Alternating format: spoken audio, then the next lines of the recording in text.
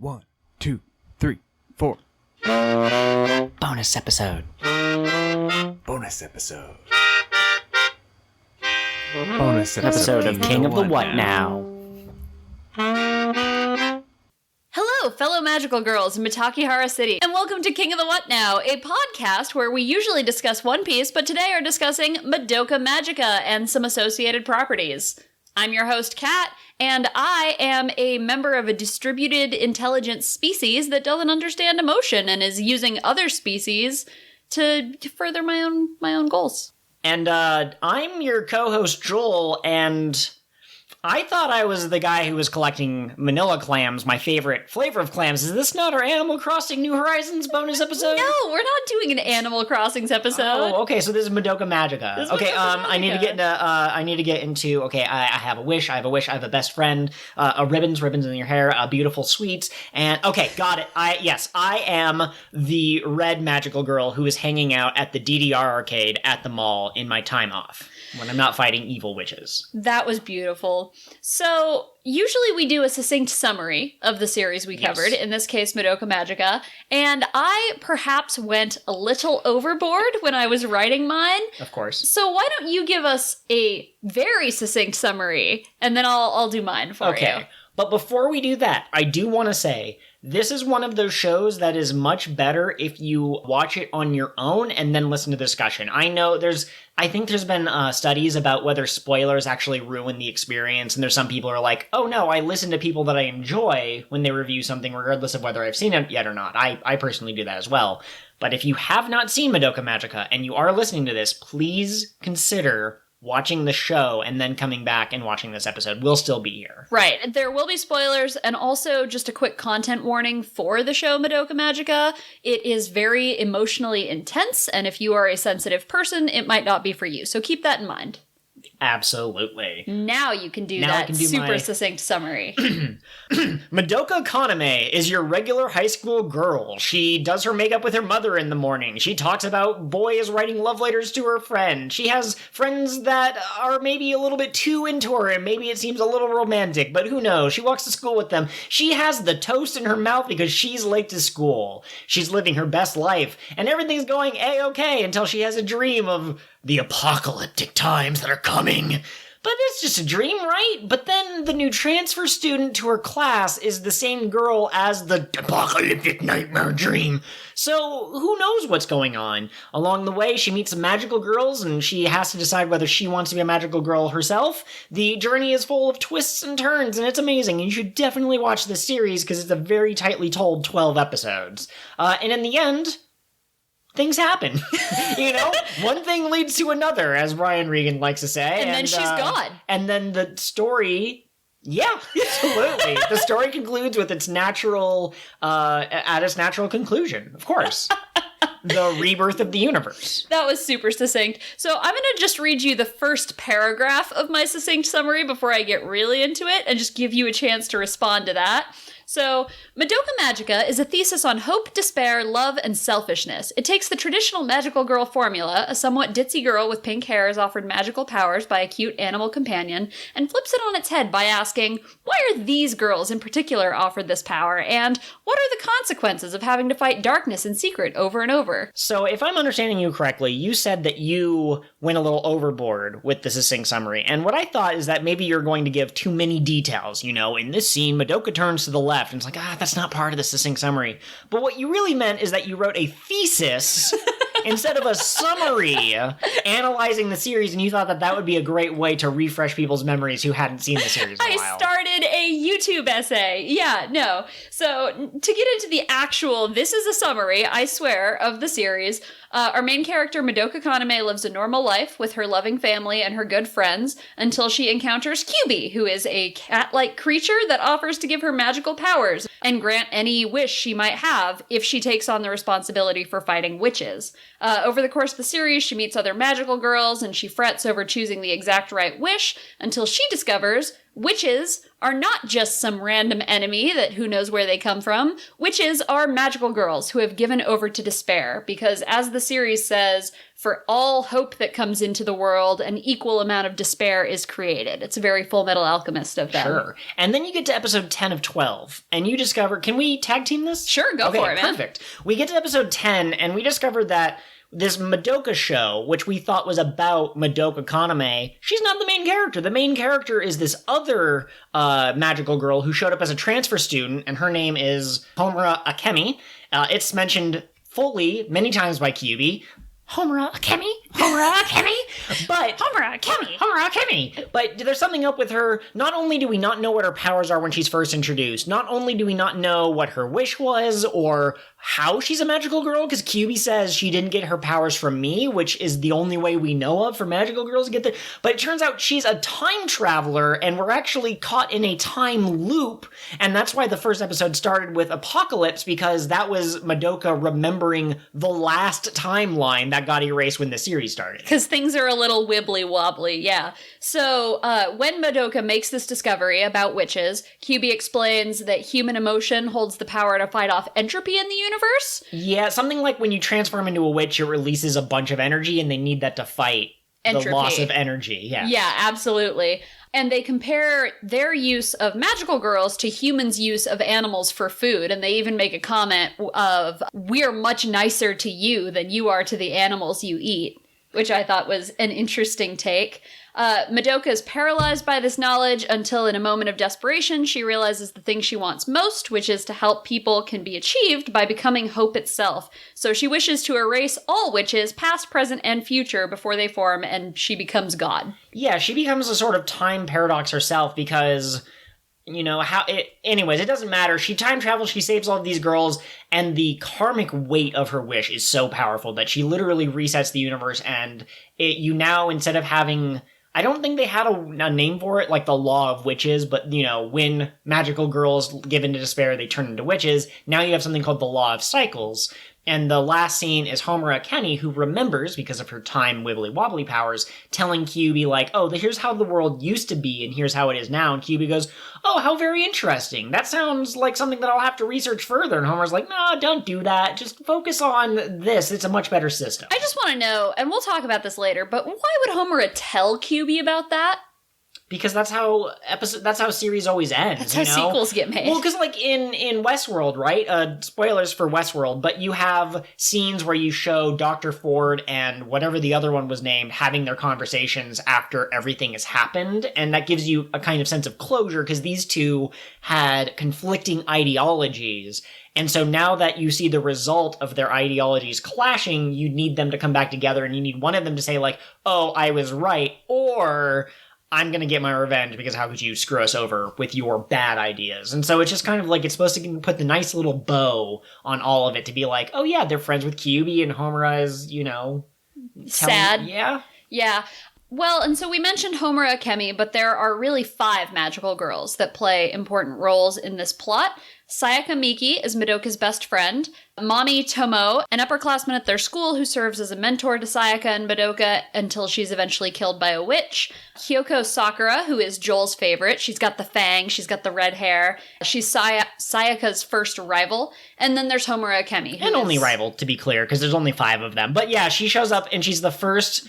openly antagonistic. No, that's not true, because Homura is. But Homura is against the magical girl system, whereas Kyoko is for the magical girl system, but she is against naive, dumb girls, and she sees Sayaka as one of them. Yes, exactly. And then, of course, Homura Akemi, who is this mysterious girl who knows what she wants, what she's doing, and her whole role up until episode 10, when you finally figure out what's going on, is she's trying to convince Madoka to stay away from becoming a magical girl, and she's fighting anyone who would interfere with that. So she tries to fight Mami, she tries to fight Sayaka, she tries to kill Kyubey a bunch of times. Yeah, literally the first time we see her as a magical girl, it's her hunting Kyubey, and that's how Madoka finds Kyubey, is Kyubey's like, please help me, or whatever. Mm. And also, for those playing at home, if you have a hard time with the names, Mami is the yellow one, she fights with guns. Kyoko is the red one, she fights with a spear thingy, but it's also kind of like a nunchuck kind of thing, it can like bend and stuff. Sayaka is the blue one, she fights with swords. Madoka actually is only a magical girl for like very short periods of time, like half of an episode at the very end when she transforms, and then like a couple of flashbacks. But she fights with bows. She's the pink one. She's the cutesy one. And then Homura is like black and purple motif, and her magic power is guns. No, not really. Her magic power is the ability to stop time and pull guns out of her wrist. She has a TARDIS thingy, so she has like a device that acts as her ability to stop time and to reset time as well, but she can reach into it, she can pull out things from infinite storage, and when you can freeze time, what kind of weapons are you going to use?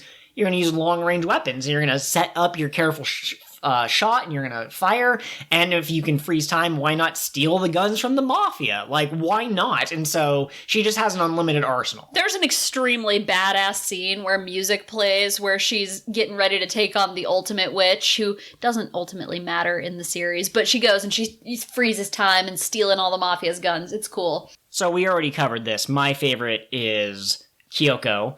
I just like her hair, I like her fang, I like her weapon, I like her magical, like, everything about her is pretty great. Her attitude is decent. She seems like an antagonist at first, but then she has a character progression and she ends up being just as noble as the rest of them, and I really like her, spoiler alert, death. I think it was well earned. I like her relationship with Sayaka, and I especially really like their scene in Rebellion.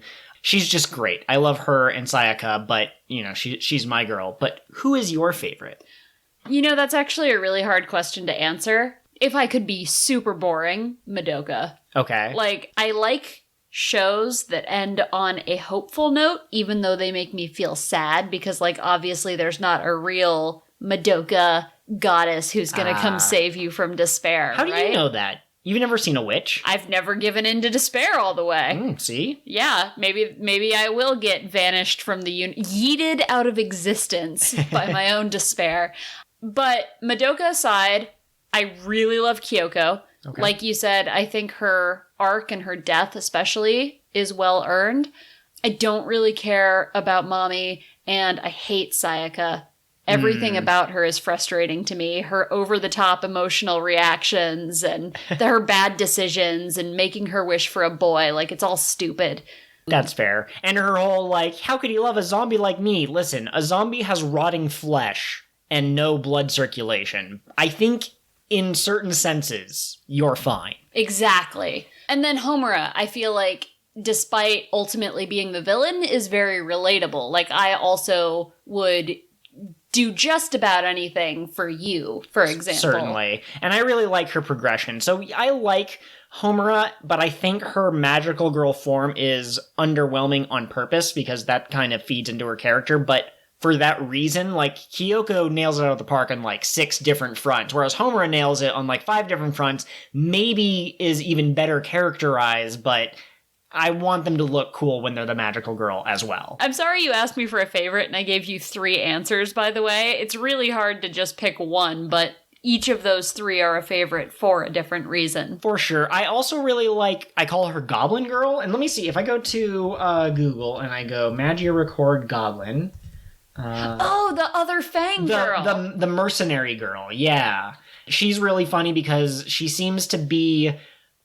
she's had a rough life, as many of the magical girls do, but she employs her services as a mercenary, and she's also incredibly reckless. She hates witches. Like, everyone else dislikes witches, but she has like a, do you just frickin' witches? No one will be on a team with her, because as soon as she sees a witch, she rushes in to murder them, and I'm pretty sure her wish was just, I wish to kill witches. Yeah, they gave her explanation, but I can't remember. Okay, so apparently her name is Felicia Mitsuki, and the thing that's best about her, her outfit when she's transformed into her magical form, is when she has the hood on, there's little goblin horns. That's why I call her Goblin Girl, and her weapon is a hammer, which is just, Hammers are top tier weapons. Not only is this show a tightly told story that is amazing from beginning to end, but they don't give the girls, you know, wands And I mean, there is one bow or whatever, but you know, they have like crossbows and they have guns and they have hammers and they have fans that shoot fireballs. Like, these are women who are ready to throw down. These aren't like dainty, like, I attack with the power of flowers. Mommy does have flowers when she steps on things, but like, she also has a gun and a cool ribbon. I love that ribbon. I want that on a t-shirt or my tombstone. She does have flowers, but she also has a gun. Perfect. I have a whole nother paragraph here in my succinct summary, but I think we've covered it. Madoka becomes a god, law of cycles, etc. The reason that she has the power to become a god with her wish, because Kyubey makes it clear that usually he can't affect the universe to that great of an extent, but Madoka is at the center of hundreds of different fates because Homura reset time over and over and over again. Yeah. Her wish was, I wish to redo my meeting with Kaname-san. Instead of being protected by her, I want to protect her. So anytime she fails to protect Madoka, she's able to go back and try again. Oh, that's cool. I don't think I either blinked and missed it, or maybe that's in the manga or something, because I don't remember that specific line, but that's a great wish. And so, yeah, it really is kind of the power of friendship and love. Like, it's clear that Homura cares for Madoka to a very specific degree, and we can discuss whether that relationship is romantic or not if you want to, but I would really like to talk about the series before we talk about the movie, which kind of changes perspective on things. So let's talk about like our initial impressions of this, and then we can move on to how those perceptions were maybe changed. Yeah, absolutely. So for those not in the know, there are 3 Madoka Magica movies. The first 2 are just a recap of the original series. So we've been told. We didn't actually watch them because we were told that they were just recaps. Right. A lot of fans don't recommend them because they skip over some important stuff. Just watch the original series. Movie 3 is entirely new content, and like Joel said, it kind of changed his stuff a little bit. So let's get into the show. What are your thoughts? How do you feel? Oh, man. This show does an excellent job of slowly building up the despair. Because, you know, you start the show, and I think a lot of people have this kind of reaction, and that's why so many people are like, watch on your own, just watch episode 3 of Madoka Magica. I cannot stress this enough. If you are still listening and you haven't seen it, just watch the first 3 episodes. They're on Verve. It's fine. But you start out and it's just, oh, it's a girl who's living her life with her friends and they're getting into tickle fights and there's a new classmate and like all of that seems like fairly normal. And then there's Mommy, who's like the most upbeat magical girl. And she's like, I'm your senpai and I'm going to help you out. And they're like, oh, thanks, Mommy. And I do want to point out that her name is M-A-M-I, Mommy, but it's pronounced like Mommy, like you would call a maternal figure. And of the different girls, she is the most womanlike. I would say that she has the biggest bust, for example. She's the curviest. She's the curviest, but, like, she's also the upperclassman, and so in many ways, she is, like, the mother magical girl or whatever, the maternal one. And then she gets into a fight with the witch that Homura, by the way, tells her is different than the others, but she doesn't listen because all the magical girls are kind of f***ed up in their own way. Oh, no. I guess for this episode, I'll allow myself to use the F word. This show kind of is one big fuck. Yeah, exactly. So. But anyways, so Mommy is fighting this witch, and the witch reveals that it has like a second form. And for some reason, Mommy is so terrified that she can't dodge out of the way, which is silly because clearly she has magical powers and could have dodged. She doesn't, and she gets her head bitten off, which is a gruesome death. Like, I'm sure that there are probably characters passing away in other magical girl shows, but I'd assume that it's like their body turns into like star glitters and they're like, I love you, and then they become a constellation in the sky. Like that kind of thing. This was a bloody death that is just like, holy shit. And then it only gets worse from there. You can actually kind of follow the episodes based off of like which twists have been revealed. Twist 1, Mommy just got beheaded. That is scary as all heck. Twist number 2, the soul gems that they have that grant them magical powers, those are their souls that have been ripped out of their body, and if they get too far away from the body, they just die, and that's it. Their body stops functioning. Yeah, which is just like, holy crap. And then you find out Sayaka kind of starts to become, she finds out that she can just turn off the pain, because her body is just like a flesh puppet, right? So she goes literally insane, and then she becomes a witch, which is like, holy shit. Kyoko dies, trying to rescue her, trying to bring her back to being Sayaka, and then you find out about Homura having lived, like, all these timelines, failing again and again and again and again to protect her person. It's like some Dark Souls level shit right there. It's one punch in the gut after another, and my favorite reveal comes at the end of episode 8, when Kyubey is perched on top of, like, a building or, like, a crane or something. Looking over things ominously, as evil masterminds tend to do. Right, exactly. And the camera slowly zooms in on him as he looks at the camera and he says, "You call creatures on their way to becoming women girls. So, of course, something on its way to becoming a witch would be called a magical girl." And it just sends tingles up my spine. Yes. And then the other great thing about this show, I think I said this up top, but I will repeat this as many times as I need to. This is a well-told, tightly knit story that does not need a prequel, a sequel, a sidequel, or anything. We got some of those, and we'll talk about them, but you don't need anything past these 12 episodes to tell a perfect story. And you could rewatch it once a year, for example, and I'm sure you'll find other little things that you're like, oh, that makes sense, this scene where that happens, and that scene where this happens, and I never realized the first time going through that literally the entire 12 episodes are all leading up to Madoka becoming the magical girl. Most shows, first episode, everyone gets magical girl's powers. Maybe they meet like a fourth character in the second episode, but by episode 3, you're falling into this rut of just like, you know, bad guys show up, defeat the bad guy. Bad guy shows up, defeat the bad guy. But this whole thing is just a journey about Madoka.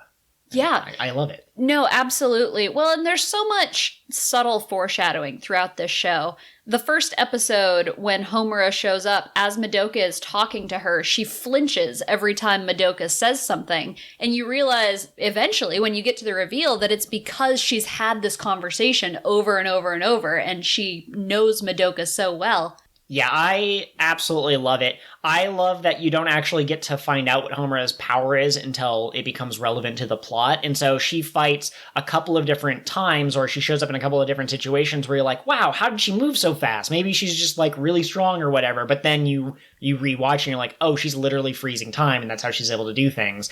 How did she know that this witch was different than all the other witches Mommy's fought? Well, probably because she's been here a couple of different times when Mommy has died. And so, you know, that's how she has all of this knowledge about stuff. And you're like, how could she possibly have known that? Oh, she was cheating. Yeah.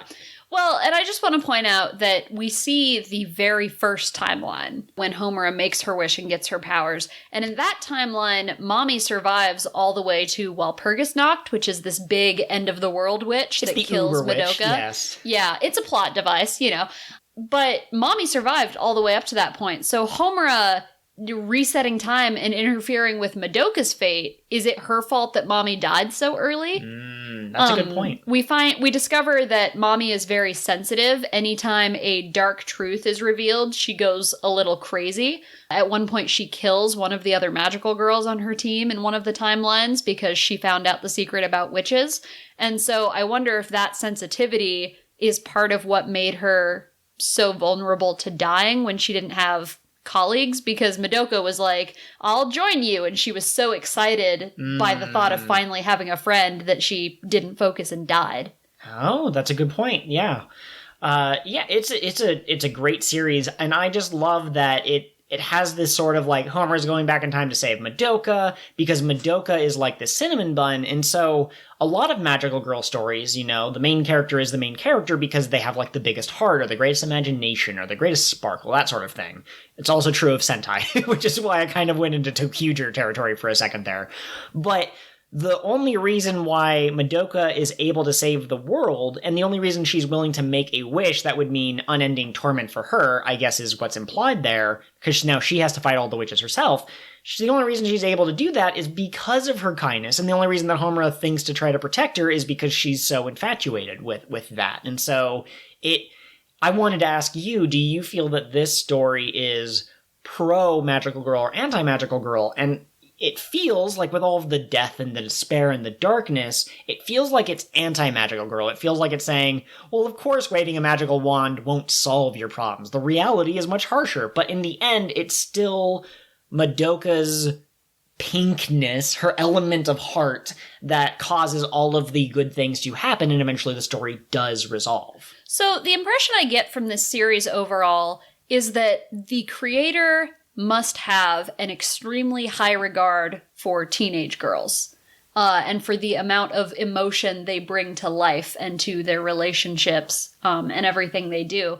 And so I think that for him, this is very much a pro-magical girl series. It's emotions are important. Even though you could feel despair, you should still try to feel hope. Okay, sure. Yeah, I don't know. I haven't read any interviews or anything about that, but I assume that maybe they wanted to do an interesting magical girl series and they were thinking about it, and then they maybe came to the conclusion why are only these girls so powerful, and why is it always girls? And maybe, the thing that differentiates girls from boys and I guess traditional gender roles is girls tend to have a lot more emotion, or they tend to be more comfortable expressing it, I suppose. The other thing, too, that makes me think that maybe this series is a little anti-magical girl is just how clinical and scientific everything is, They're fighting entropy. The thing that gives them their power is not a being of, higher feeling or anything. It's a being that cannot express emotion. They can't become magical girls because they just literally don't understand what emotions are. And, you have, the law of balances. For every one person you save when you become a magical girl, that's how many people you're going to try to kill when you're a witch. So it has to always balance out. And so some part of that makes me think you wouldn't write a magical girl show with all this science if you really enjoyed it. But at the same time, all of that science comes from Kyubey, who is set up as basically the antithesis, the bad guy. And so I still think in the end I come to the conclusion. Well, and I think that deconstructions of tropes come from people who love those tropes the most. You don't watch, 14 series of Precure without asking yourself eventually, what would these powers and this battle actually do to people if they were fighting it? And then from there, from asking yourself that what if question, you develop a story. It's funny. So anytime I watch anything, I start getting that kind of what if this, what if that, and writing my own, spin-off fanfics. And with Madoka, you can't, because Madoka has already been written, and it's the perfect deconstruction of magical girls, so there's no reason to keep trying to do that. Yeah, at least that's how I feel personally. Mm-hmm. A lot of my questions that I wrote down for these episodes kind of go into both the series and the movie. Okay. So if you have any other thoughts about the series before we cover kind of what the movie was and how it impacted your opinion, feel free to share them. Yeah, I do appreciate that they are told that wishes for other people can be pretty dangerous because you have to look at your reasons for doing it. And if you think about it, humans in a certain sense can be pretty selfish. If you wished for your love interest to have his hands healed, which is Sayaki's wish, why did you choose him over, a person in a third world country or something like that? Well, because you have the personal connection. Because you want them to love you. Yeah, and this goes into the movie a little bit, so we'll have to circle back to it, but I just find it interesting that they explicitly highlight that making a wish for another person might not come from a place of purity. And maybe that's another point that Madoka Magica is trying to make, that not everyone who seems to have good motives are actually doing it for a good reason. At the same time, I wonder if Kyubey would allow them to make a wish that would be something like, I wish for all illness to end, because maybe Kyubey would be like, oh, that's outside of my power, I'm sorry, because he knows that if he does too much good, you won't get enough to spare. I'm positive that Kyubey is manipulating things far more than he lets on. I think we should talk about Kyubey really quick. Yeah, do you think Kyubey is evil? Oh man, that's a heavy question. How about this? Let me rephrase it. Can you be evil without the ability to feel malice? If you're not going out of your way to hurt people? Or is the knowledge that people are hurt enough? Yeah, because you get into this interesting place, because if he literally can't feel emotions, how is he supposed to be able to understand, the pain that they're going through? At the same time, Kyubey says, every time I bring this up, people get mad. If you're a being of higher intelligence, you should probably be able to figure out that if this thing hurt someone once, you should be able to learn from that and be able to analyze it. And so either emotions are so alien that he cannot understand no matter how hard he thinks about it, or the ends justify the means. These people are suffering, but at least we're saving the universe. Doesn't that make you feel warm and, isn't that the logical conclusion?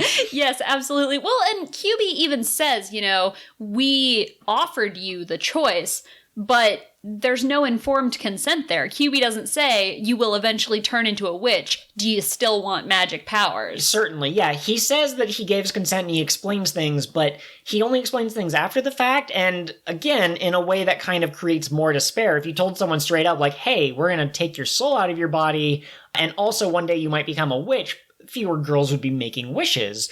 At the same time, is it possible that that knowledge could affect the power of your wish? And so does he have to keep that withdrawn in order to get the most power out of it? In the end, though, Kyubey is a son of a bitch. He's cute. I like the way he looks, but he is meant to be creepy from the very beginning, and I can't unsee the scene where he eats one of his clones. That is probably the most disturbing scene in a series that has girls shooting each other in the head and getting their heads bitten off. I just want to throw out there really quick, we keep using he pronouns for Kyubey. That's just from habit and because the Seiyu, I'm pretty sure, was a boy. But I personally see Kyubey as a distributed intelligence. As a non-entity kind of thing. And they use we pronouns whenever they talk about themselves. So I've been trying to use they pronouns, but I'm going to slip into he a lot. It doesn't really matter. No, I wouldn't say that it really matters. I will say that they said, Mommy said something about, like, Kyubey, don't you know that girls don't like pushy boys? Mm-hmm. And so maybe that, I kind of took that as canon that it was a boy, but it also does not matter, and you're right that it probably wouldn't have gender the same way that we do. Yeah. We see millions of Kyubeys at some point because it's a distributed system, and if you kill one, the backup will just show up, and there's no distinction between any of them, so it's probably an asexual budding type thing, honestly, or like a cloning thing where they have a, like a vat, and they there's Kyubey Prime, they pull a switch and 1,000 little baby Kyubeys come out. Well, and not to get off on a tangent, but that raises the interesting point of, did they code Kyubey as male on purpose so that you could balance the hopeful, emotional female characters with the cold, analytic male characters? Was that a purposeful thing, do you think? Yeah, that's an interesting question. Who knows? Somebody knows. We'll find you. No, but going back to the question of Kyubey and feeling emotions and all of that, I don't always feel things the way that other people feel them. We've talked about that on mic before. Sometimes you wake up and your arm's numb. You don't feel it when I'm poking you in the arm because it's numb. No, but I mean, like, somebody will be upset by something, and I'll go, that doesn't make any sense. Why are you upset? This is a true, like a factual thing. It doesn't make any sense for you to have emotions over it. But, people's emotions are valid, whatever. And so when Kyubey says to Sayaka and the other girls, you always get so upset. I don't know why you're so obsessed with the shape of the container your soul is in. Certainly. I felt that. Like, why does Sayaka act like having her soul in her soul gem somehow makes her less of a person than having her soul in her body? That didn't make sense to me. I will say that of all of the twists, that one is the one that I don't quite resonate with the most for the same reason, because, she acts like, who could ever love me if my soul isn't in my body? Humans can't feel souls, and it's probably not going to come up in conversation, and you can still feel things. Like, I don't think that when he kisses you, your skin's going to feel cold like a corpse. This isn't, that kind of situation. This is your body works a little bit differently. It'd be like me being like, who could ever love me? Because as a diabetic, my pancreas doesn't work. That doesn't really affect a lot of intimacy and relationships. I'm just a cyborg. Exactly.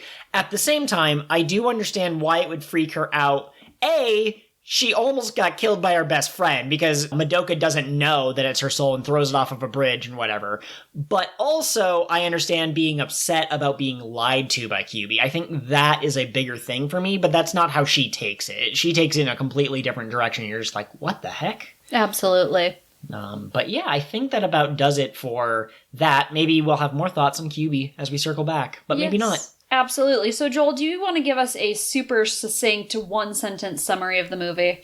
Madoka Magica is your regular high school girl. She has friends and family, and she eats a piece of toast as she goes to class, but this time, the toast has jam on it. And that's the whole movie. That's it. That's it. No, okay. The first, 5 minutes are literally the first episode of the anime again, without the weird apocalypse dream. And then things just get weirder from there. Homura is the new transfer student. Everyone's alive. Kyoko and Mommy are alive and in the same class, or at least in the same school as Madoka. They are magical girls who work together as a team, and Homura is their newest recruit. But something else is going on here. Kyoko doesn't really remember life before she moved to the city, and she also wasn't originally from the city, and she wasn't from Mikataka in the regular series. So Homura, who has these memories of what's going on, tries to investigate. We learn secret after secret after secret after secret, and then it ends, and it decides to, in my opinion, completely change the ending of the original series. There's a YouTube video that I have not watched, but I've seen where it says, "This movie is amazing, Homura was always a bad person." And I don't understand that. I have been waiting to watch that video until after we recorded this episode, because I didn't want it to color our commentary. But can I really quickly just go into my thoughts on the movie, my overall feeling? Sure, go for it.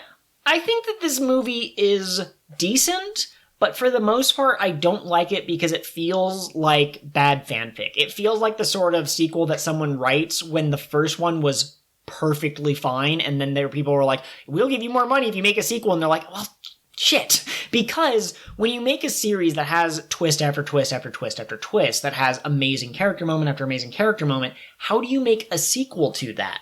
And I think the answer is, one, you try to revisit those characters in some way, which is what the movie tries to do, or B, you try to come up with other characters that can interact with them in kind of a periphery sort of way, which is what the side story, Magia Record, is all about. And I personally don't like it. My interpretation of the series was that Homura and Madoka are kind of like two halves of the same puzzle, and, Homura is trying to sacrifice herself for Madoka, and Madoka is trying to sacrifice herself for Homura, and I don't like the way that this movie ends. It feels like a kind of a middle finger. I feel about the Rebellion movie the same way that many fans felt when they saw Luke in Episode 8. I don't agree with the people who think Episode 8 is a departure from his character, because I don't have any emotional connection to Luke Skywalker, but I feel an emotional connection to Homura, and I think it's weird that they changed how she is. Joel. Yeah. Are you bringing up Star Wars again? Yeah. Do you remember last time I brought up Star Wars and you were like, "Don't do that"? People have strong opinions, but you know what's great about this being a bonus episode? Only our best fans will hear it. Yeah, absolutely. No, if you dislike or you do like Star Wars, that's fine. If you like or dislike the Rebellion movie, that's fine. These are my opinions. They are my own. But yeah, I got to the end of the movie and I was just like, did they just try to make it edgy just because they needed to up the stakes from the previous from the series? Yeah. So Joel did a pretty good job covering, I would say, the first half of the movie. So I'll leave out that part of my summary.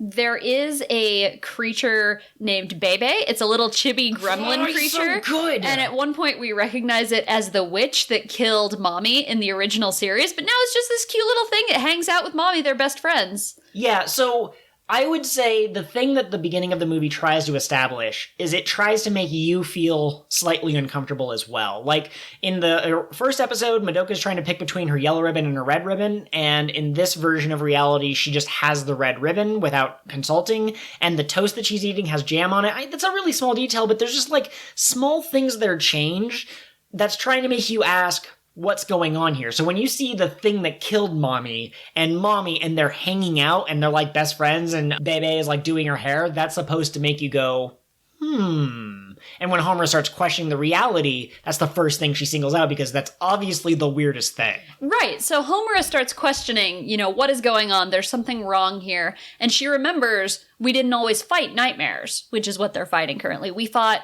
wraiths. But before there were wraiths, we fought witches. Mm-hmm. So we must be trapped in a witch's labyrinth. And then, who's the only witch she's seen? Bebe. So she tries to kill Bebe. Mommy stops her. Sayaka ushers her away and is like, "Are you sure you want to dig too closely?" And then turns into her witch form and disappears. And Homura's all freaked out. Homura realizes that only someone who remembered Madoka could have created her in the labyrinth, and then she gives into despair because she realizes she is the witch, and this is her labyrinth. Yeah, not only that, but it turns out that because she told Kyubey about the reality that used to exist, Kyubey was like, hey, that sounds like a great way to fight entropy. What if we created a witch? But because of this law of cycles, so they created what's essentially like a null field, I believe it's called in physics, like an area where Homura was cut off from the rest of the universe and then tried to make her turn into a witch in order to observe the law of cycles. Because if you can observe something, then you can affect it, which is certainly how it works for gravity. That's why we have anti-gravity guns in the real world, because once we observed it and we noticed... I will say we have never directly observed gravity. We just have pretty compelling evidence that it exists. Okay. But my point is that I don't quite understand what's going on here, and I think that they did not plan this movie when they wrote the series, and I don't like it. But, yeah, it turns out that they specifically were trying to turn her into a witch, but then... twist upon the twist upon the twist, it turns out that Bebe, the witch that, like, shouldn't even exist in this reality, and Sayaka, who knows more than she's letting on, they are actually, I guess, like, angels or archangels to, well, because if you're going for the god metaphor, right, I guess they would be like the heralds or something. And so they are here in order to help save Homura. Cool. They save Homura, and Madoka shows up in her god form because she remembers that she's a god. She's like, Homura, my best friend. And Homura's like, oh, Madoka, all according to Keikaku. And then she just rips the godhood out of Madoka, and then the series restarts, and Homura has, like, created an alternate universe where she declares herself as the devil. As someone who pulled a god from the heavens. Yeah, well, and she specifically says in the English dub something about, like, if Madoka is a god, then I could be called the devil. So she literally, this movie is about religion and how you can't have an absolute good without an absolute evil. And it can't be Q because he doesn't understand emotion. So let's make it Homura, and she has, like, a sexy magical girl transformation. Like, they very much so did that on purpose.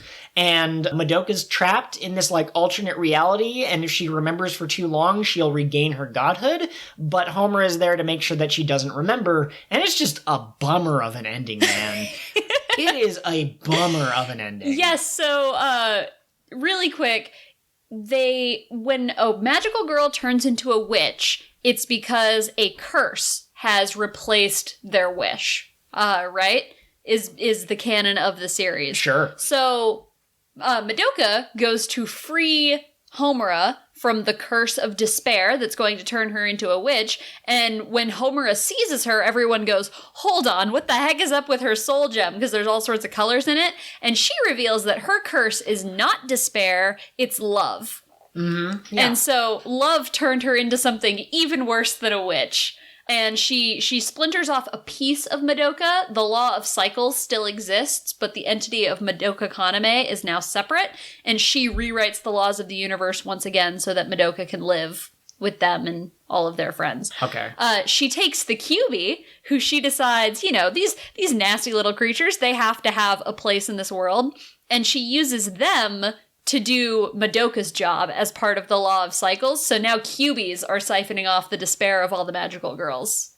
What? Did they explicitly say that? No, they did not. Oh, okay, because I was about to say, I didn't read that at all. I didn't catch that. Yeah, that I discovered from the wiki, but she does say in the movie she has a job for Kyubey, and we don't see Kyubey again in the new universe that she's created. I'm pretty sure you see, like, a single scene, and he looks very, like, ragged, like the fur looks like it's, like, kind of been ripped out or whatever, and I really was like, did she torture him? Like, I kind of understand how that could be cathartic, but I didn't quite understand what the implication was. That was in the end credits scene, where it is also implied that she might have killed herself. She's sitting on the edge of a building with that screwed up Kyubey next to her, and then she just falls off. Huh, interesting. Yeah.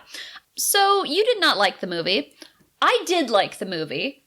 I don't know if I like it as a follow-up to the series, because I think the series had a very clear thesis and a very clear message, and I think the movie went, what if that, but not? What if the opposite of that, actually? And that kind of bothers me. But the interesting thing about the movie is that in the series, Madoka was the main character. She was the one consistently moving forward and changing and growing, whereas Homura was stuck in this single time. She was reliving the same loop over and over, so she couldn't grow at all.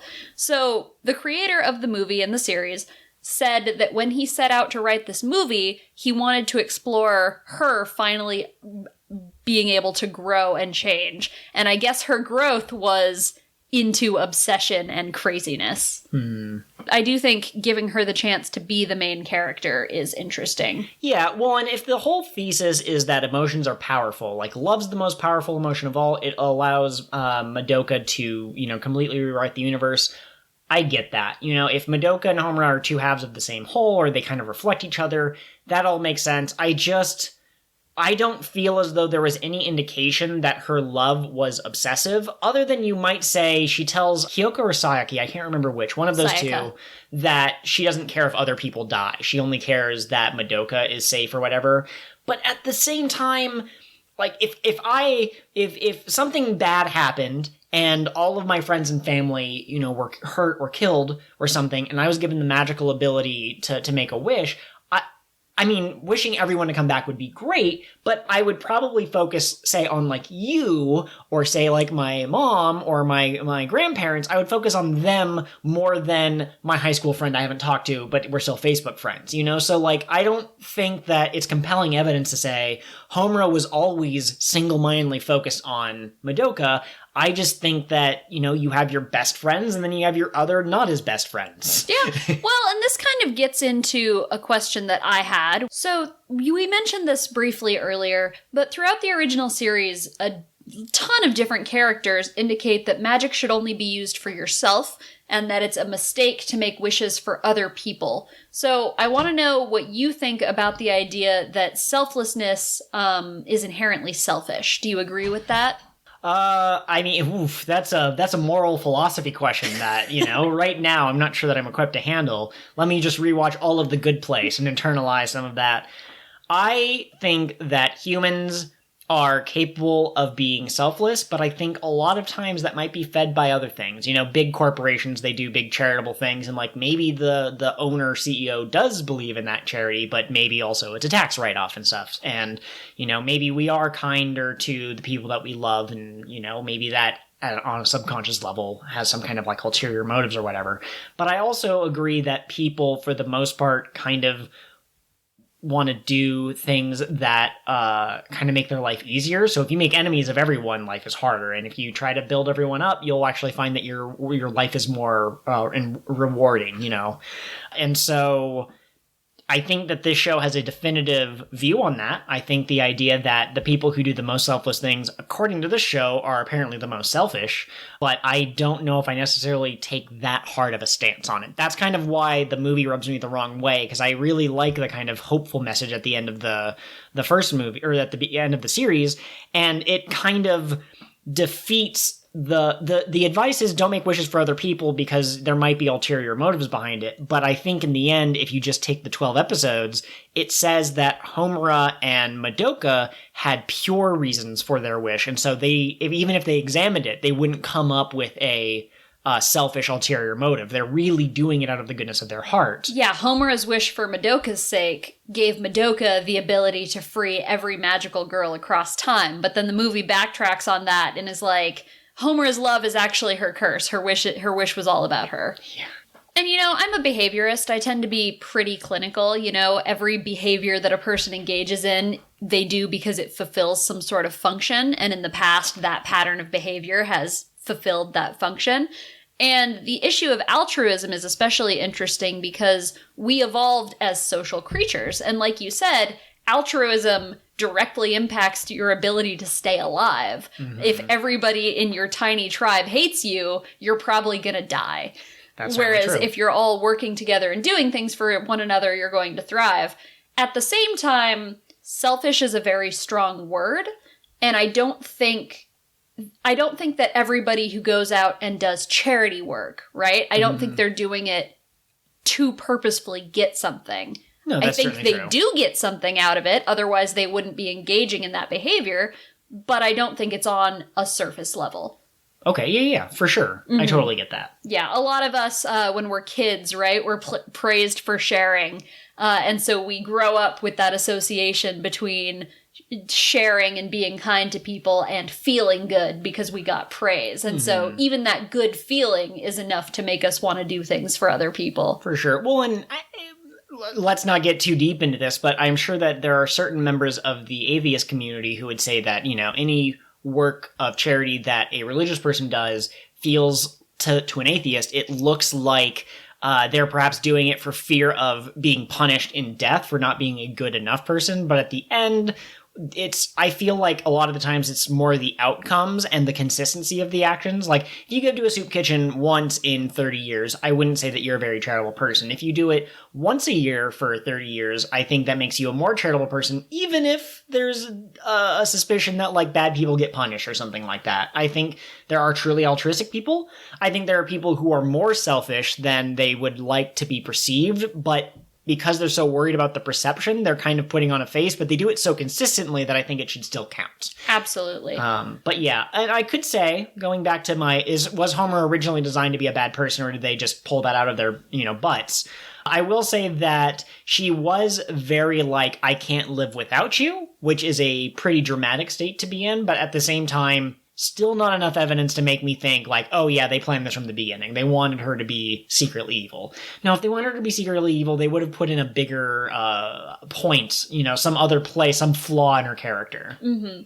Well, so when not when we're, the audience, first introduced to Homura, but when Madoka is first introduced to Homura, she is in a very weak place, right? She's Certainly. Just getting out of the hospital. She's behind on school because she's been in the hospital for so long. She doesn't really have any friends. She's very shy and reserved. And Madoka is the first person who is kind to her.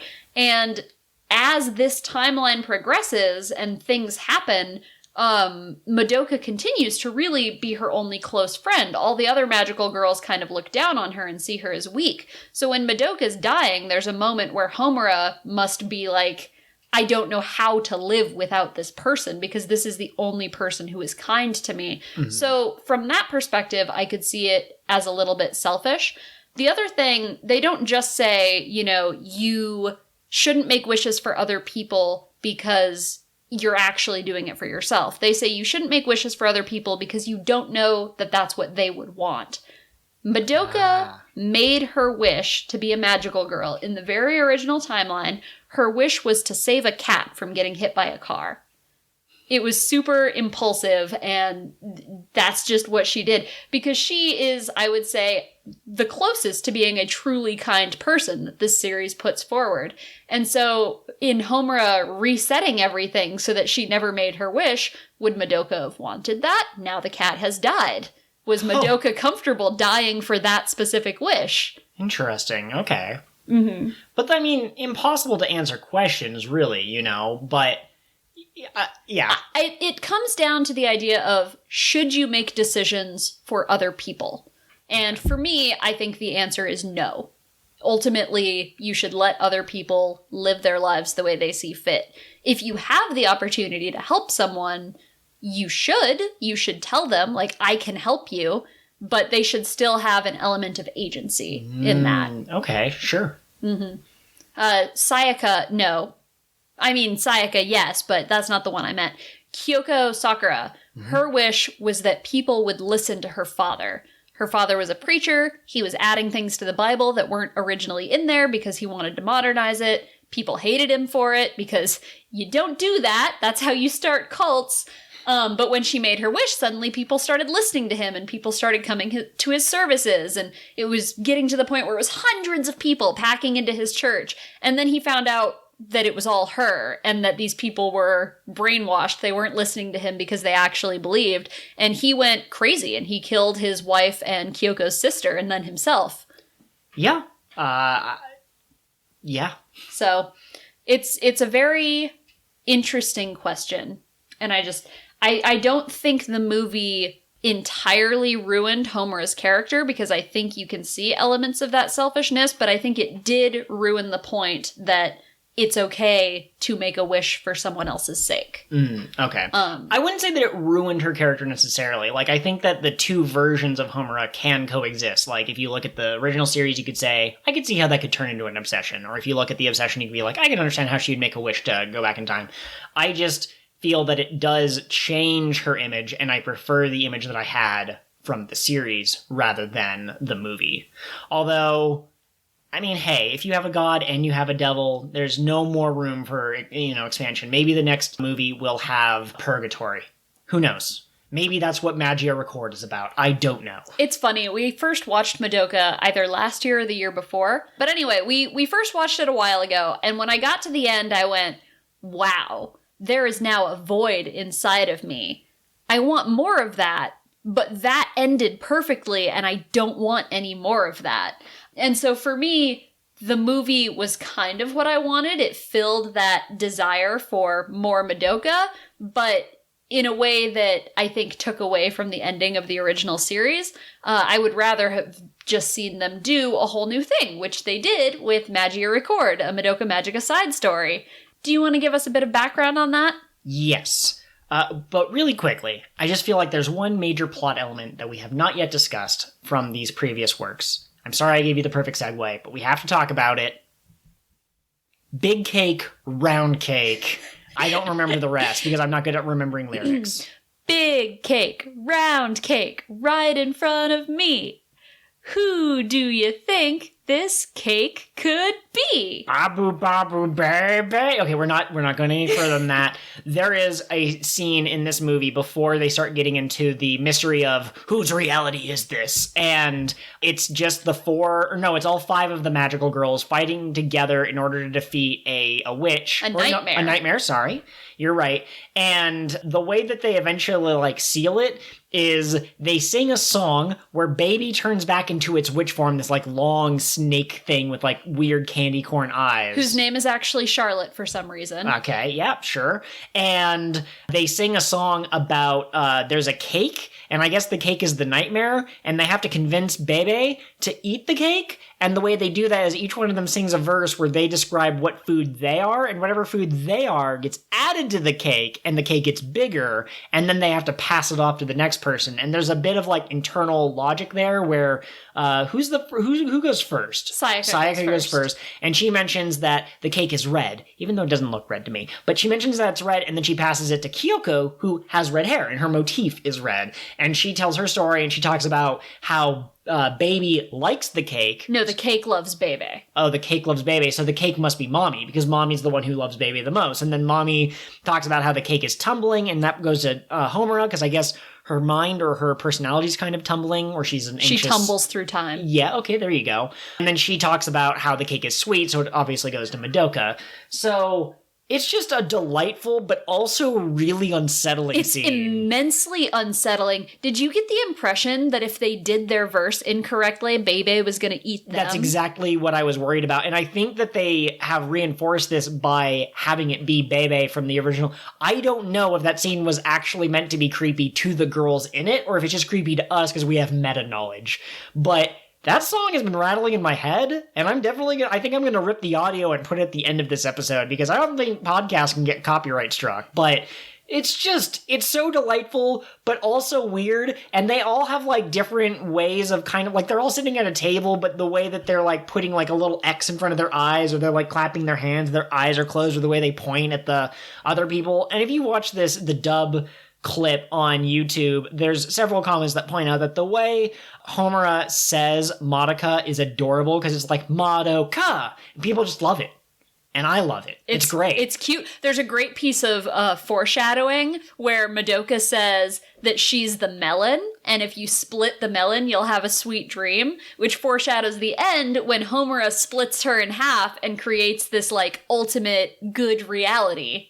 Yeah, you know what? Absolutely. It's funny, too, though, because we find out that the witch Charlotte was originally a magical girl named Nagisa, and her favorite food when she was alive was cheese. The reason she came back as Ultimate Madoka's secretary was so she could eat cheese again. And I'm sitting there as I'm reading this and I go, wait, did she bite Mommy's head off because Mommy's hair is blonde and she looks like cheese? Yes, that's canon. That's why she did that. And in the song, when they're doing the cake song, Charlotte's face hovers right next to Mommy and it says, cheese? Yes. And Mommy says, I am the cheese. That is one thing I do want to point out. Bebe, in the regular Bebe form and in the witch form, but not in the magical girl form, when it talks, I believe that it sounds like gibberish to me, but it might actually be Japanese, but the Japanese, like, kanji and katakana come out of its mouth like little speech bubbles that apparently the other girls can see. I don't think that it's actually speaking Japanese. I think it's a little bit of gibberish and Japanese put together, but the bubble that comes out can tell you what it's saying. Yeah. And there's like a scene where they're teasing, they're all at Mommy's apartment, and they say something about like, Bebe, if you're rude to the guests, you'll turn into cheese. And it has this moment of like a kid who just like downed like 50 pixie sticks where it's like jumping up and down, and the subtitles are apparently, turn into cheese! Turn into cheese! Bebe is my spirit animal, and I love him. Her. That's right. Sorry. I love her. Yes. No, she's perfect. And in the credits or the post-credits or something, at the end of the movie, in the reset world, we see Mommy save Nagisa from a bunch of falling cheese, so they get to be friends again. Ah. Yeah, that's special, I think. Also, we shouldn't spend too much time on Nagisa because she really didn't play a big role in this movie, but her story breaks my heart. Her mom was dying in the hospital, and her wish to become a magical girl was she wished for a single piece of cheesecake that her mom would think was the best. And, you know, it went wrong, like all magical girl wishes do. And her weapon is a horn, so she can be more assertive because she regretted just wishing for something so small. Oh, interesting. Okay. Yeah. Cool. Now, how do you know all this information about her? Because I did not get that information conveyed to me through the text of Madoka Magica Puella Rebellion the movie 3 Rebellion Madoka Magica. Here's an interesting fact for you about your wife. I am a bit obsessive sometimes, and I maybe spent a lot of time in the wiki. Okay, see, I had a misunderstanding. I thought that the information on the wiki came from Magia Record. Gotcha, because, yes. Can you give us some background on this? Yeah, okay, so I think you're actually right. I think some of the extra information I found did come from Magia Record. There's a ton of spin-off mangas, apparently, just like dozens of spin-off mangas. But then there is also this spin-off game, Magia Record, a Madoka Magica side story. And the idea is that if magical girls come to this city, Kamihama City, they will be saved. And it does not explain what they will be saved means. We are introduced to the idea that if magical girls fight together, their powers get stronger and they can do extra stuff that's like a fusion of both of their powers. Of course, because it's a gacha game, and so the idea is get your favorite Madoka Magica character, or you got a common magical girl who's not canon, and if you put two of them in battle together, they can use their powers. I assume, I haven't played, but I've played some gacha games, so I think I know where this is going. Yeah, if they have like the same attack type or something, you can. Anyway, we're also introduced to the idea of doppels. And a doppel is a witch that is under the magical girl's control. Like, they can choose to turn into their witch form. What I felt it was is sort of like you turn into a witch when you accumulate enough darkness. So what a doppel is when you're getting close to transforming, you purposefully let that darkness out, and then it kind of exhausts itself, and now you're back to being at full magical girl strength. And so it's a little bit... the Hulk doesn't really change back into Bruce Banner, but it's a little bit like that, right? I'm going to temporarily transform, I'm going to use up all of my negative energy juices, and then I'm going to transform back. And as we all know, witches are stronger than the mature form, so your doppel is really good at wrecking stuff. Yeah, well, and in the movie, we saw Sayaka and Nagisa able to turn between their magical girl form and their witch forms, and somebody online was theorizing that that is related to the doppels, that once you have accepted your despair, you are in charge of it. Oh, that's pretty Kingdom Hearts as well. It is, isn't it?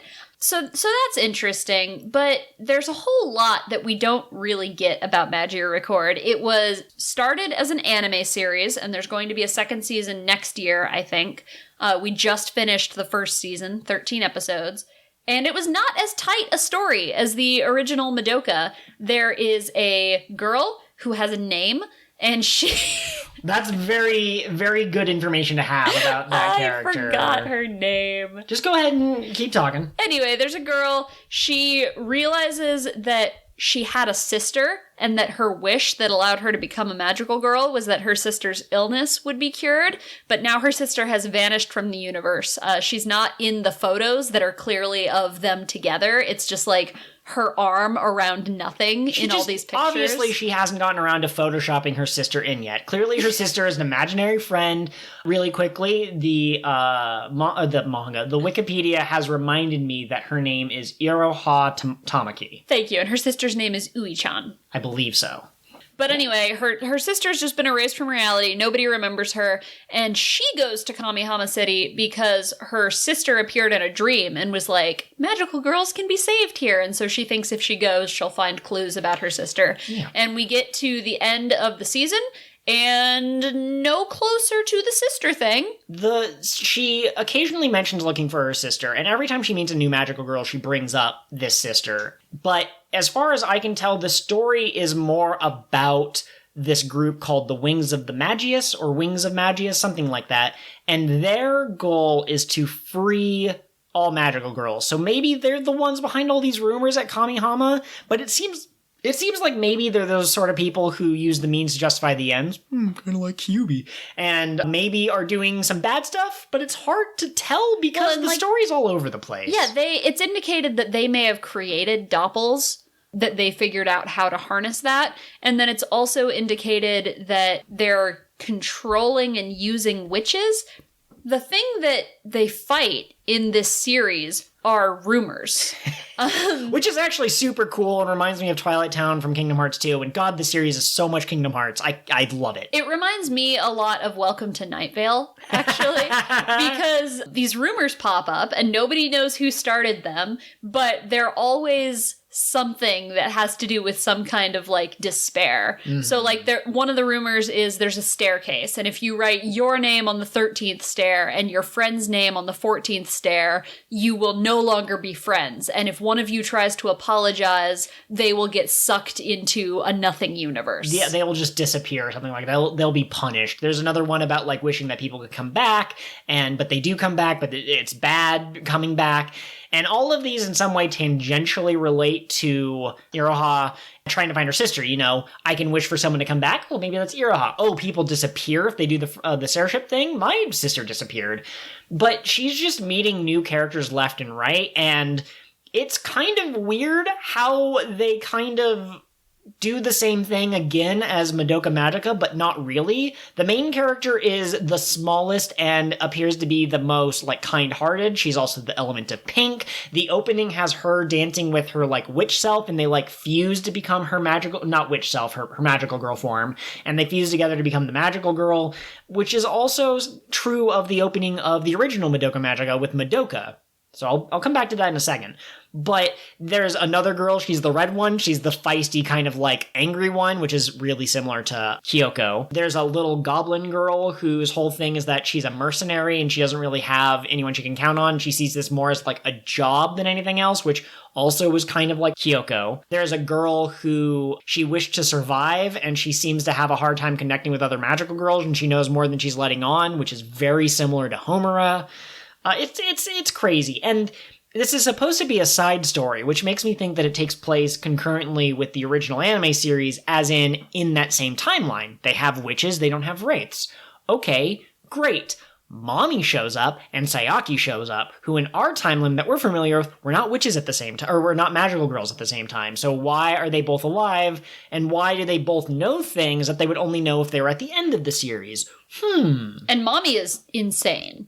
Yes. So, like I said, there's some indication in the various timelines we're shown that she's a little unstable, and that really shines when she shows up in Magia Record. She is 100% dedicated to the idea of magical girls being saved, and she's gonna kill you if she doesn't think you're on board. Yeah, but because of the time inconsistencies, like the fact that Mommy and Sayaka are both there, and I think at one point Sayaka might have used her witch powers, I don't remember. She did. So it feels to me like this takes place after the original series, but it's presented as a side story.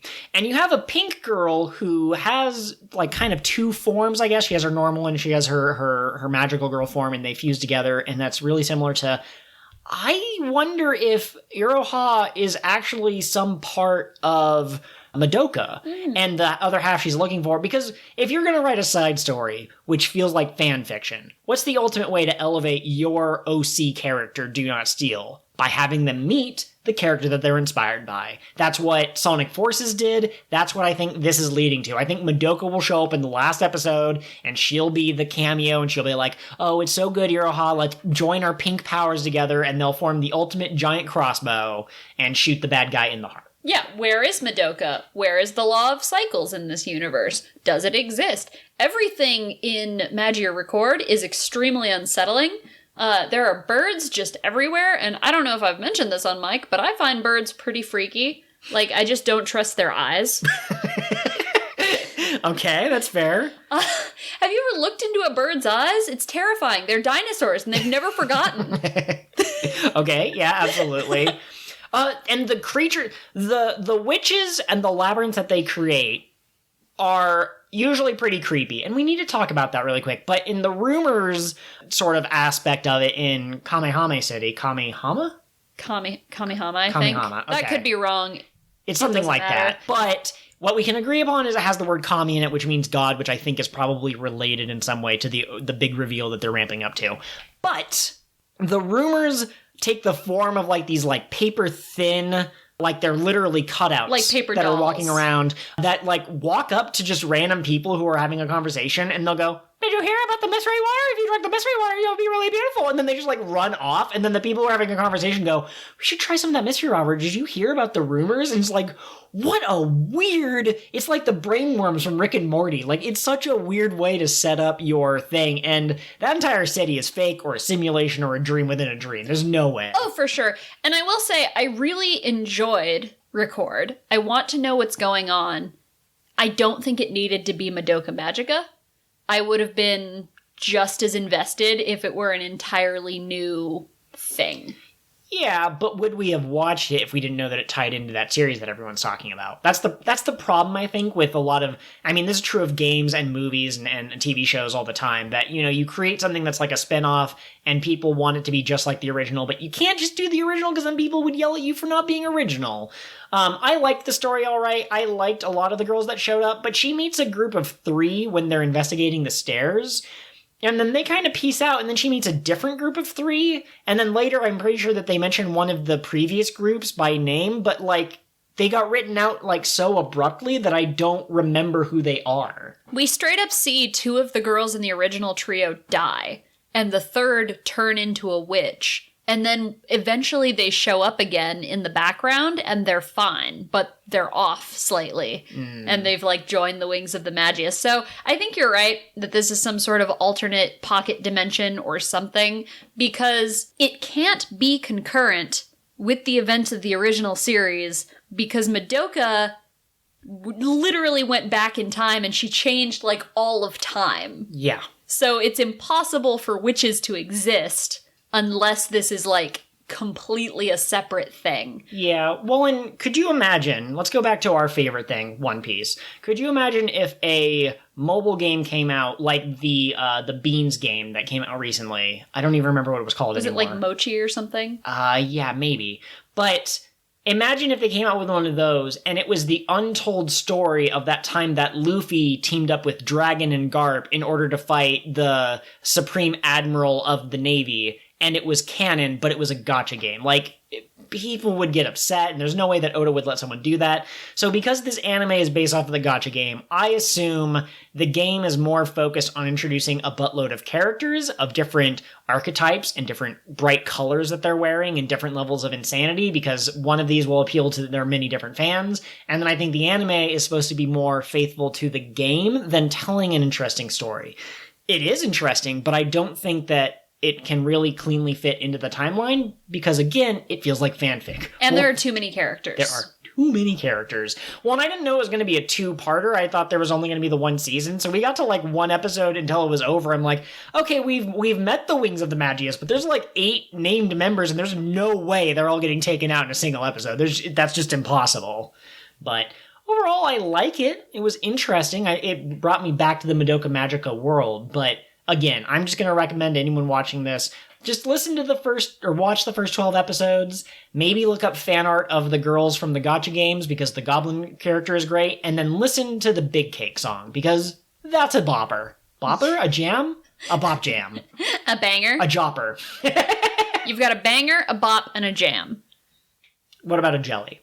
You don't have that with music. Oh, okay, perfect. Yeah, I should know. I'm a musical expert. Of course you are. Binka binka. Anyway, I know that none of the characters in Record got a whole lot of characterization. They didn't get a lot of time on screen, and they didn't necessarily get arcs. But who do you like better just on aesthetics? Kyoko or Fire and Fangirl?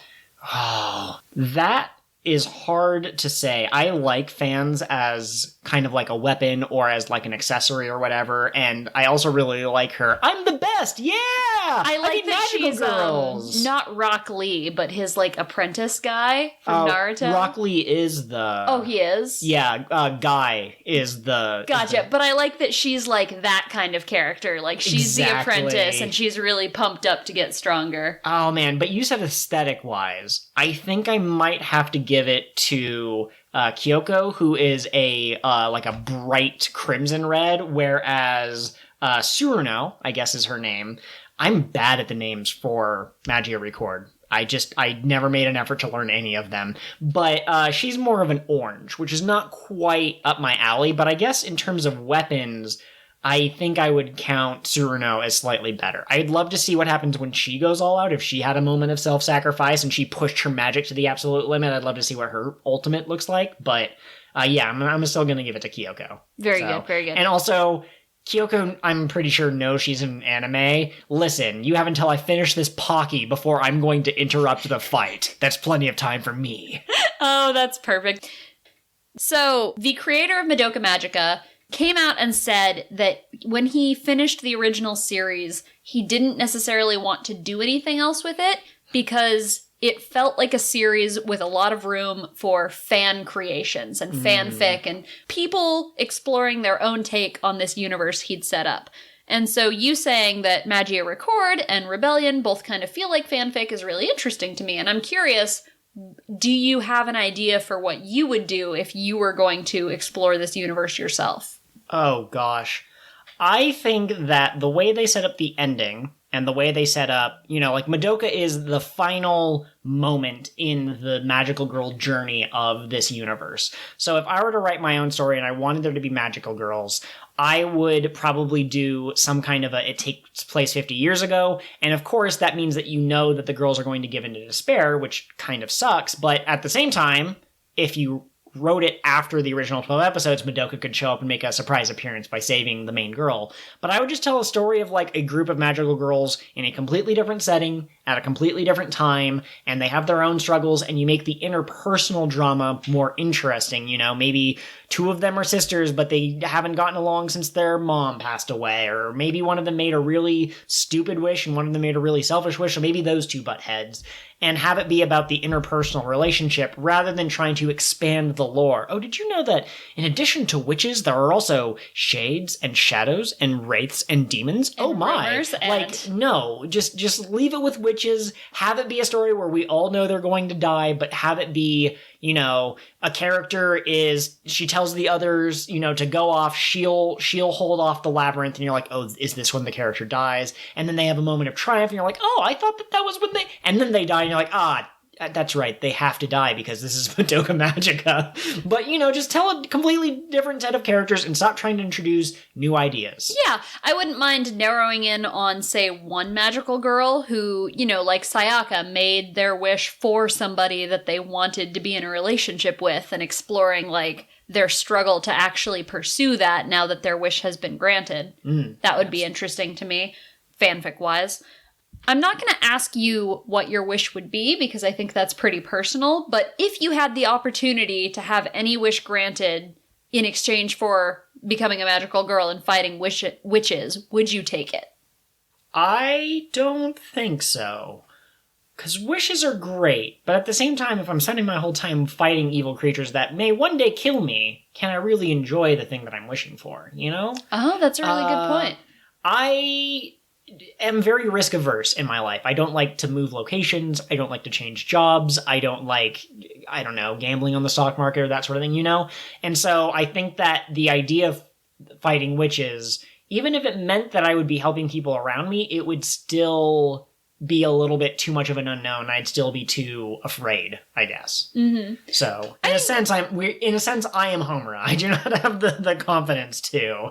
I think that's reasonable. I think that if I knew witches existed, I couldn't live with myself just letting them go around doing... Yeah, that's true. I have trouble trusting other people to take care of things, which has gotten me into trouble with my cat fostering because, you know, I worry that nobody else is going to want to take care of them as well as I do. But that's a whole other thing. So I think I would make a wish and become a magical girl. Okay. If not for the altruistic reasons, you know, though, I have to stop the witches from hurting people, just for purely the... I would be a magical girl. I would have magical powers. Absolutely. Can we really quickly, I said we should talk about this, and I want to circle back. The design of the witches is amazing. Yeah, my next question was actually going to be, what do you feel the series did well? So we could start there. Okay. Well, it's a really tightly told story that is just amazing, and everyone should watch it. The anime itself is traditional animated. It's 2D and all that great stuff. But the witches take the weirdest forms. It feels like, is it Flapjack? No, it's Gumball. The Amazing Adventures of Gumball, where they use different types of art and media for their It's kind of a mixed media show. So witches feel like they could be like cardboard cutouts, or they feel like maybe they're CGI, but they're supposed to create these labyrinths that are detached from reality, and they don't follow the rules of logic. And yeah, they really express that. They use the medium to enforce the idea of them being other. Right. It takes you out of the show that you were in, and unsettles you. It's, why am I looking at this? Yeah. And I think that's absolutely a strength of the show. The first witch I saw when I watched the series for the first time, I lost it. I was like, this is the coolest thing I've ever seen. What a neat way to portray, you know, we've got our nice, normal 2D cute girls, and then we've got this horrifying 3D thing. You don't want that, do you? For sure. They do a lot of mouths and hands. Yep. For the witches, which I would argue are both pretty creepy when isolated from the rest of a person. Yeah. You know, in a way that, like, feet, for example, are not. Yeah, feet could crush you, but they're not necessarily creepy usually. Yeah, hands, they can wiggle the fingers, they can make fists. I don't know, man. Hands and mouths are creepy in isolation. Okay. So yeah, that's one thing that I think you and I agree on that the series did really well. Another thing I really like about this series is their use of music. For starters, when you start the show, the ending credits is your typical kind of magical girl bubbly end song. Like, it's not super upbeat and exciting, but it's not the demon music that we get after episode 3 and for the rest of the series. Absolutely. And to add on to that, my favorite moment rewatching the series is, I didn't realize this, but Episode 10? Episode 10, every episode up till episode 10 had the same opening, and the ending changes, but it's mostly consistent. So for 3 episodes, it's the cutie stuff, and then after that, it becomes something else. But then on episode 10, when you find out that Homura has time powers, what do? They play the opening at the end of the episode, because that's when the story is starting it's just so good. It was excellent, and it was just very well done. Another thing they do with music is when Madoka sees when she sees Mommy, like the first real magical girl, not Homura hunting Kyubey in the dark and being terrifying, but Mommy, glorious and fighting this witch, angelic music plays. Because that's how she is seeing Mommy. Mommy is this incredible angelic figure to her, whereas we get the darker, scarier music in times when Madoka is frightened or alarmed by what's happening. And that's really cool to me. When the despair starts to grip her heart. I love that Mommy is a magical girl with a gun. Like, Homura has guns that she takes from people, and that kind of makes sense. But her mommy's literal manifestation of her power is firearms. And that's just not something that I think you would see in a Pretty Cure series. You know, you don't get these giant F-off guns and the artillery and stuff. And, oh, God, the fight between her and Homura for Sirius in the movie, because I don't think that they actually fight in the series. I think they mostly just kind of, like, glare at each other and then decide it's not worth it. But when they're fighting for real and the camera zooms out and it's all of these bullets in all the different directions, you're just like, oh my God. And then the Homura, in order to get her final blow, she uses the one weakness that only she would know because she's observed Mommy. It's just like the Justice League episode when Batman's able to trick the anti-Justice League. And it's so good. I loved the cinematography for that. I did not expect a fight that slapped that hard in a series that, let's be honest, kind of skips over the fights, or they aren't really that intricate because it's not about the fights. It's about the personal drama and what you're learning from Kyubey and this, that, and the other thing. If I've learned anything about anime movies, it's that it's never about the story. It's all about beautiful graphics. All of the One Piece movies are like a cut above, like the theater level movies are a cut above the normal series level animation because they have more time to put into it and more money. And they're going to make more money if they can get more people to, buy tickets. Right. And Rebellion was the same way. It was a beautifully done movie. The animation was stunning. The fight scenes were cool. I loved it. That is not to say the animation in the original Madoka was bad, because as we already covered, that is also very impressive. I had somewhere I was going here. Oh, Mommy. So all of the magical girls get a weapon, and then they also get an additional magical power, which I didn't necessarily realize as I was watching. But at one point, Joel leans over to me and he goes, "Why does Mommy have ribbons?" And I went, well, she's got guns, so it's like a color guard thing. For those of you who aren't in the know, I don't know how common color guard is, but you dance with rifles and ribbons. Yep. I had a lot of friends who did it in high school, and it wasn't necessarily something I understood, but I know of it. So I assumed that it was a color guard thing. No. Mommy's weapon is a rifle. She has the ribbons because her wish was to remain tied to life. Ah. Yeah. Sayaka wishes to heal someone. Her weapon is a sword, but her magical power is that she heals faster than other people. That's right. That one was explicitly pointed out, but the ribbon one was not. Yeah. So just small things like that are really interesting to me. There are a lot of really intricate details in this series. I have written down here, I asked the question, what do you think the series did well? I have written down, what would you change? I don't think I would change anything. I wouldn't change anything at all from the original 12 episodes. I think that the movie and the spin-offs are fine, but I think that they could have another 6 tries at alternate outcomes, and I think that they'd all be about equal in terms of how well they reflect on the original story. Yeah, I still think Record would be better if it was just new characters. Certainly. Like magical girls fighting rumors and trying to figure out where her sister is. That's interesting. You don't need to bring Madoka into it. That's true. Now, one thing that I will say, this is kind of our joke theory, but I also think that this is absolutely possible. It's either a pocket dimension or an alternate reality, or maybe this is some kind of magical girl purgatory or hell, Maybe these are all girls who actually died, and they all think that they're alive, but maybe that's why you have Mommy and Sayaka alive at the same time, and maybe that sort of thing. And I mean, you would have to have certain characters who find ways to explain, like, oh, why was Kyubey there? But you could easily be like, oh, Kyubey is a manifestation of their id or something, Yeah, there's a baby Kyubey in Magia Record who seems to represent Iraha's sister somehow, and that has still yet to be explained. I want to know what's going on with baby Kyubey, because it's adorable. Yeah, I would definitely say that the main series does a good job of, it gives you intrigue a little bit, because you're kind of like, oh, magical girls, what's that going to be like? And then by the time you get used to that idea, you get Mommy's death. And then by the time you get used to Sayaka being a new magical girl, so it never really gives you a chance to breathe and actually get comfortable. And I feel like Record is a little bit more in your face about, why don't you care about this mister? Or not why don't you care, but hey, have you figured out that her sister's important yet? It's like, yeah, we know that, because that's our emotional connection to this character. You don't have to bring it up every episode unless she finds out something that helps bring her closer to his sister, which not really, I've read theories of storytelling before that say every element you put in should be there for a reason. Okay. And I don't necessarily feel that Record does that as well as the original series. The original series, literally every shot, every word out of every character's mouth was there for a reason, and it was pushing us toward the ultimate conclusion.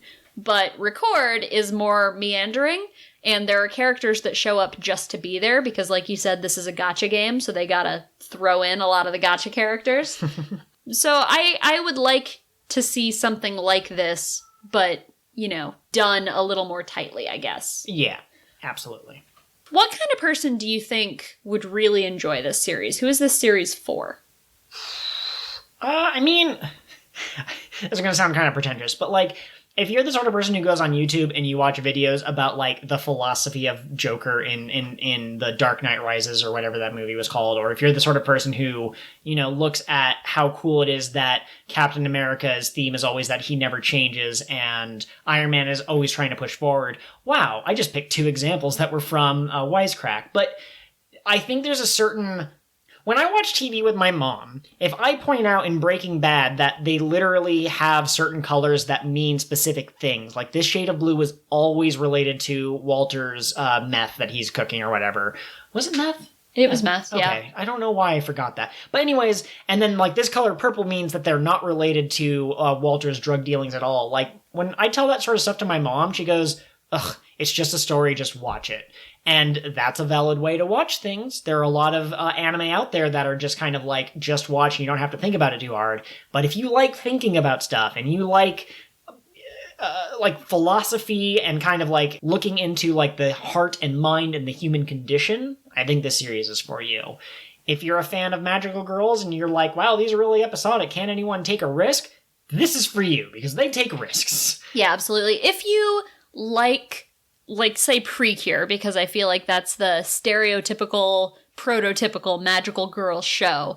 If you like Precure because it is fun and bubbly and you can kind of turn your mind off while you watch it, maybe not for you. If you watch Precure and you think, man, these transformations and powers are cool, can we do more with them? Then yeah, I agree with you. Like, go for it. Yeah, I will say that this is not for people who are sensitive. I, for example, can't really watch Attack on Titan just because, like, there's quite a bit of gore in it. And this isn't gory, so it doesn't quite cross that boundary for me, but there are probably plenty of people who might watch it and might decide to stop. And I will not judge you. I won't be like, did you hear me talking about how amazing it is? Because it is heavy. But it is a really tightly written story. I don't know how many times I'm going to say that. Maybe that's like the phrase that turns me off from being a sleeper agent, but I don't care. It is the best. Yeah, no, I feel like this is one of those shows that I can only watch a couple of episodes at a time of. Otherwise, I get sad. But it fills a need that I have that I don't necessarily get from anything else. Madoka Magica and Westworld are kind of my 2 big, what is the human condition? What does it mean to be a person? What is hope and what is despair?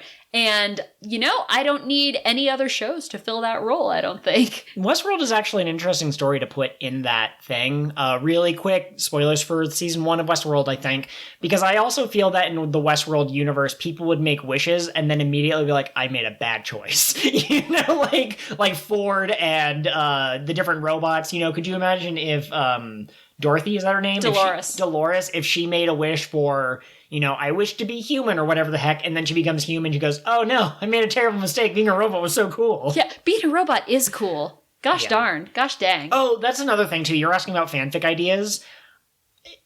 This feels kind of dumb, and it feels like it would be a complete pivot away from Madoka Magica, but I could see a story where, like, the magic's running out, kind of like that entropy thing, but for the magical energy, and so it's magical girls who have to, like, combine what little power they have with, like, tech and become, like, steampunk magical girls. I think that would be cool, and they're looking for the mystical source of magic that would help bring back the magical girls, because the nightmares have taken over, and now there's no more hope for the human race. That is so tight. All right, I have one more surprise question for you. Okay. And then we'll be done with my questions. A Kyubey appears on the Straw Hats' ship. What do the Straw Hats do? How do they respond to it? Oh, gosh. Well, okay, so we've established that Robin can be the most analytical and the most kind of, what is this? That's kind of suspicious. So I think she might find it a little strange. She has a weakness for cute things, and Kyubey's pretty good at kind of masking that it kind of doesn't have your best interests at heart, but I feel like maybe Robin would suspect something. I think she'd pick up pretty quickly that it doesn't have any feelings. Yeah. Absolutely. She's worked with a lot of sociopaths, and this one might be the most sociopathic one that they've ever had. But I mean, like, I think that Nami would think it's cute. I think that Luffy would be like, oh, how cool. And, like, if it told Usopp that it had the power to, like, give him powers or grant a wish, I think Usopp would be really... I was going to say, I think Usopp would be the most susceptible. Or Chopper Or as Chopper. Well. Chopper is pretty naive. Yeah. Gullible was the word I was looking for. Can you, just really quick, imagine if Doffy had the power to have any one of his wishes granted? We'd all be so screwed. Yeah, we would. I mean, he would obviously wish for immortality, I think. That does seem to be his endgame. But, yeah, well, and like, because Doffy is so sociopathic, I'm sorry to keep using that word, but, like, he really doesn't seem to have quite the same emotions that other people in the series have. But I think eventually his despair would come when he realized that his crew kind of passed away. Like, he looks up one day and is like, wait, where is everyone? Oh, now I'm sad. Doffy becomes a witch immediately because his whole life is despair. Oh my god, that's the edgiest thing that I've ever heard, but it sounds so good. Well, and he already sort of has a doppel, right? Because does the doppel take over your body, or is it like a... No, it does take over your body. It can, but it doesn't always. We see at one point it come out of Iraha, but she's still in her own body. Oh, okay, gotcha. But I was just thinking that he has that white knight or whatever where he makes the copy of himself, and that could be his doppel. That's perfect. And I think that's been your... Doot. Final thought. Outro goes here. Wait, we don't have one of those for bonus episodes. I've given over to despair. Your despair is that Foxy's no longer in the anime. No!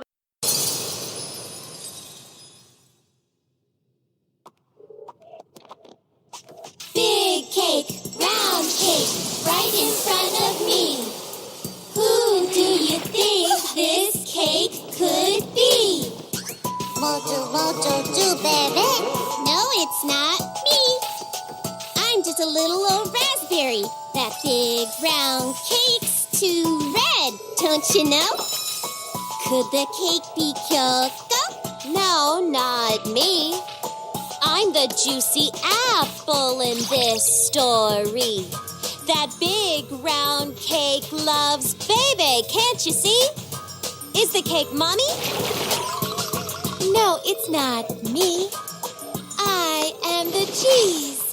This big round cake is tumbling, you see. Could the cake be Homura? No, not me. I'm the pumpkin 4 seeds. This big round cake looks sweeter than sweet.